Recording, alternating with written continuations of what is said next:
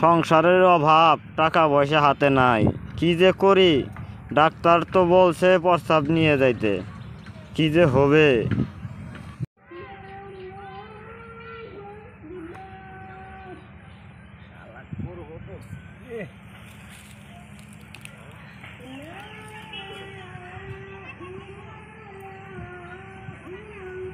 মাসুদ, একলা একলাই বসে থাকি, ঠান্ডা খাও।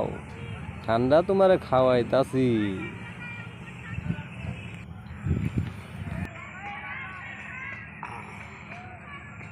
শান্তি পাইলাম।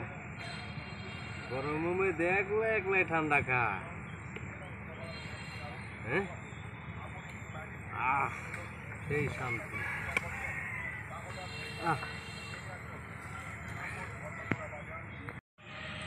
কি রে, কি ঠান্ডা নিয়ে আইছ? ঠান্ডা লবণ লবণ লাগে। আরে ভাই, তুই এটা কাম করছস? ডাক্তারে কইছিল সকালবেলা ঘুম থেকে উঠি প্রস্রাব নিয়ে পড়ি। কোন রোগ মেন কুতি ধরা পড়ে তা তো জানি না, এটা নিয়েই ভাই টেনশনে আছিলাম। তুই খাই ফেলাইছস। তুই আবার প্রস্রাব খাওয়াইলি? এটা কাম করছস তুই, এখন আমার প্রস্রাব বাইরে হবো।